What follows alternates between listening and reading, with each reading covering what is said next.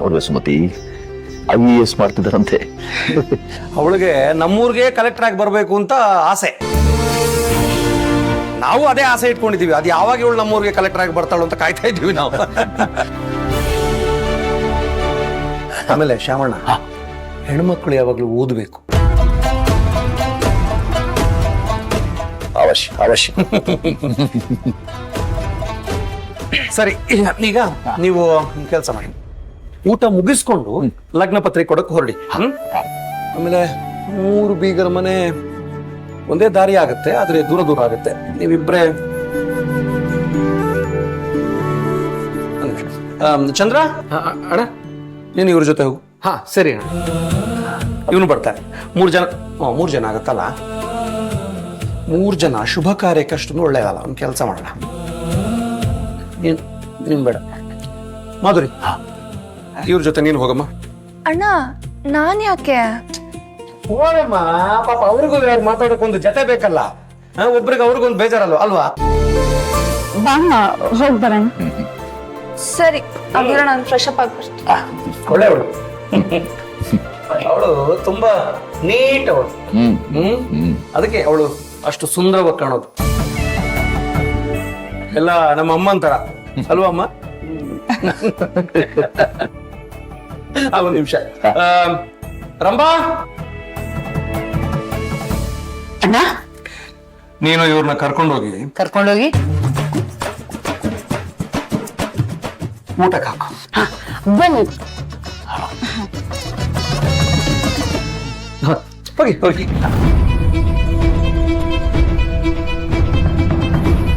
ಅಣ್ಣ, ನಾನು car ready ಮಾಡ್ಬಿಡ್ತೀನಿ.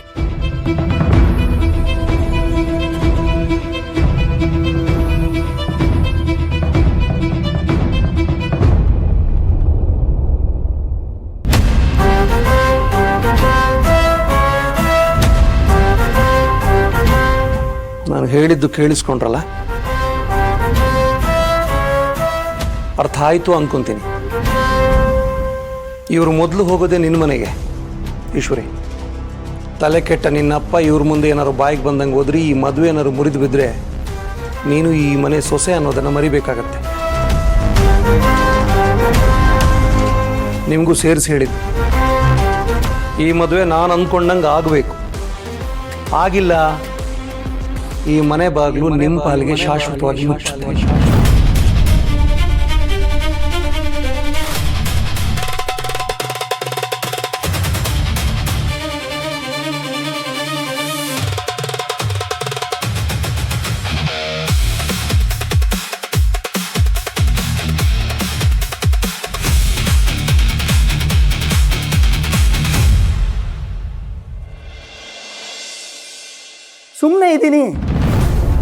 ಸುಮ್ಮನೆ ಇದ್ದೀನಲ್ಲ.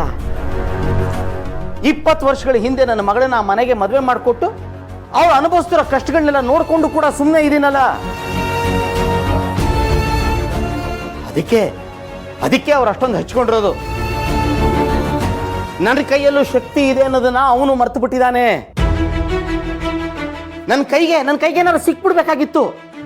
ಆ ರಾಕ್ಷಸನ್ನ ಕೊಚ್ಚು ಬಿಡ್ತಿದ್ದೆ. ಹಾಗೇನೆ ಏನ್ ಮಾಡ್ತೀಯಾ? ಸಿಗ್ಲಿಲ್ವೇ?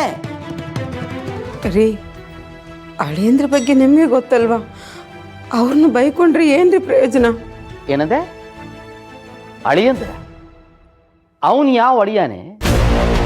ಇನ್ನೊಂದು ಸಲ ಅವನನ್ನು ಅಳಿಯಂದ್ರು ಅಂತ ಕರೆದ್ರೆ ನೀನ್ ಕುತ್ತೆ ಸಿಕ್ಬಿಡ್ತೀನಿ. ಸಂಸ್ಕಾರ ಇಲ್ಲದೆ ಇರೋ ಮೃಗ ಅವನು. ಅವನು ಮನೆಗೆ ಹೋದಾಗ ಎಷ್ಟು ಜನ ಇದ್ರು ಅವ್ರ ಮನೇಲಿ, ಎಲ್ಲರೆದ್ರಿಗೂ ನನ್ನನ್ನು ಬೈಯೋ ಹಾಗೆ ಇನ್ಯಾರನ್ನೋ ಬೈದು ಅವನು ಕಪಾಳಕ್ಕೆ ಹೊಡಿತಾನೆ. ಎಂತ ಅವಮಾನ ಆಯ್ತು ಗೊತ್ತಾ ನನಗೆ? ಅದೇ ಆ ಹುಡುಗಿ ಕಡೆಯವರು ಬಂದ ತಕ್ಷಣ ಬಣ್ಣನೇ ಬದಲಾಯಿಸ್ಬಿಟ್ಟೆ. ಎಂಥ ನಾಟಕ ಆಡ್ತಾನೆ ಕಳ್ಳನ್ ಮಗ. ಅಂಥವ್ರ ಮನೆಗೆ ನಮ್ಮ ಮಗಳನ್ನ ಕೊಟ್ಟು ಅವಮಾನದಿಂದ ತಲೆ ತಗ್ಸೋ ಹಾಗಾಗಿದೆ ನನಗೆ ಇವತ್ತು.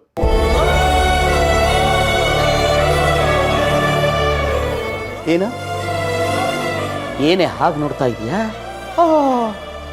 ಅವತ್ತು ನೀವೇ ತಾನೇ ಮೇಲ್ ಬಿದ್ದು ಹೋಗಿ ಮಗಳನ್ನ ಮದುವೆ ಮಾಡಿಕೊಟ್ಟು ಇವತ್ತು ಹೀಗೆ ಮಾತಾಡ್ತಿದ್ದೀರಲ್ಲ ಅಂತ ಯೋಚನೆ ಮಾಡ್ತಿದ್ಯಲ್ಲ? ಅಯ್ಯೋ, ಹಾಗಲ್ಲ ಅಂದ್ರೆ. ಅವತ್ತು ಮಾಡಿದ ತಪ್ಪಿಗೆ ಕಣೆ ಇವತ್ತು ತಲೆ ತಗ್ಸಿ ನಿಂತಿರೋದು. ಅವತ್ತು ಕಾಲಿಗೆ ಬಿದ್ದು ಹೆಣ್ಣು ಕೇಳೋದಕ್ಕೆ ಬಂದಿದ್ದವನು ಇವತ್ತು ಹೇಗೆ ಮಾತಾಡ್ತಾನೆ ನೋಡು. ನನ್ನ ಮಗಳು ಆ ಮನೆಯಲ್ಲಿ ಎಂಜಿನ ಲೋಟ ತೊಳ್ಕೊಂಡು ಕೂತಿಯಾಳೆ ಕಡೆ. ನೋಡಿದ್ರೆ ಹೊಟ್ಟೆ ಉರಿಯುತ್ತೆ ನನಗೆ. ಕೆರೆಸ್ದೋಳ್ ತರ ನನ್ನ ಮಗಳು ಆ ಮನೆಯಲ್ಲಿ ಬದುಕೋ ಬದಲು ನನ್ನ ಮನೇಲೇ ಇರ್ಲಿ, ಚೆನ್ನಾಗೇ ಇರ್ತಾಳೆ. ಕೈಲಾದಷ್ಟು ನಾನು ನೋಡ್ಕೋತೀನಿ.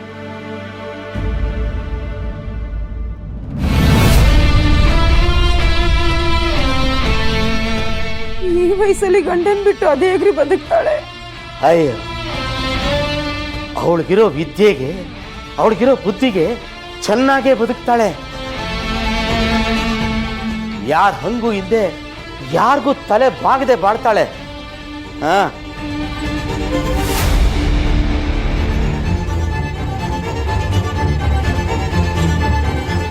ಅಮ್ಮ,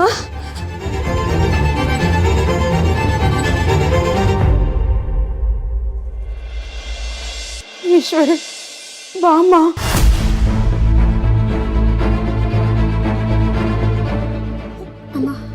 ನಿನ್ನೆ ನೆನೆಸ್ಕೊತಾ ಇದ್ವಿ. 100 ವರ್ಷ ಆಯ್ಸು ಕಣಮ್ಮ ನಿನ್ಗೆ. ಯಾಕೋ ಇನ್ನೊಂದು 100 ವರ್ಷ ನಿನ್ನ ಮಗಳು ಆ ಮನೇಲಿ ಮುಸುರೆ ತಿಕ್ಕೊಂಡಿರ್ಲಿ ಅಂತಲ? ಯಾಕಮ್ಮ ಬಂದೆ? ನಿಮ್ಮ ಮನೇಲಿ ಅಷ್ಟು ಅವಮಾನ ಮಾಡಿ ಕಳಿಸಿದ ಮೇಲೆ ಆ ಮುದುಕ ಇನ್ನೂ ಬದುಕಿದಾನೋ ಅಥವಾ ಅವಮಾನದಲ್ಲೇ ಸತ್ತೋದ್ನೋ ಅಂತ ನೋಡ್ಕೊಂಬರಕ್ಕೆ ಕಳಿಸ್ಯಾನ ನಿನ್ ಗಂಡ? ಯಾಕಪ್ಪ ಹೀಗೆಲ್ಲ ಮಾತಾಡ್ತಿದ್ದೀರಾ? ನನಗೆ ಗೊತ್ತು, ಒಂದ್ ವೇಳೆ ನಾ ಸತ್ತೋದ್ರು ನಿನ್ನನ್ನು ನಮ್ಮ ಮನೆ ಕಳ್ಸೋದಿಲ್ಲ ಕಣೆ. ಕಟುಕ್ರು ಕಲ್ಲು ಮನಸ್ತೋರು ಅವರು.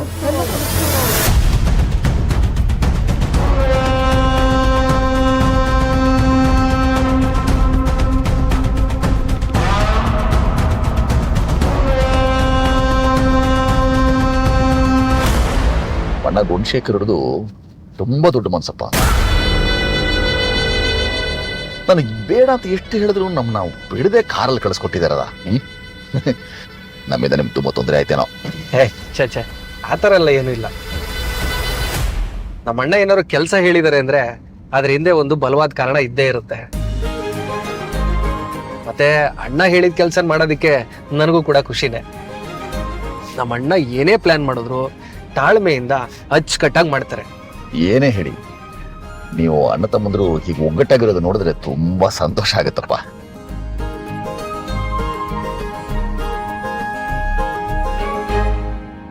ರೀ, ಸ್ವಲ್ಪ ತಾಳ್ಮೆಯಿಂದ ಇರಬಾರ್ದಾ? ಇನ್ಯಾವ ಮಟ್ಟದ ತಾಳ್ಮೆ ಬೇಕಮ್ಮ? ಇನ್ನೂ ತಾಳ್ಮೆ ಬೇಕು ಅಂದ್ರೆ ನಾನು ಸತ್ತ ಹೆಣದ ತರ ಇರ್ಬೇಕಷ್ಟೇ. ನಾನು ಅದಕ್ಕೂ ಸಿದ್ಧ. ಆದ್ರೆ ಏನ್ ಮಾಡೋದು? ದೇವ್ರು ನಾನು ಕರೆಸ್ಕೋತಾ ಇಲ್ವೇ? ಇನ್ನೂ ಎಷ್ಟೆಷ್ಟು ಅವಮಾನ ಅನುಭವಿಸ್ಬೇಕು ಏನೋ. ಅನುಭವಿಸುವಂತ ದೇವ್ರು ನನ್ನ ಇಲ್ಲೇ ಬಿಟ್ಬಿಟ್ಟಿದ್ದಾನೆ.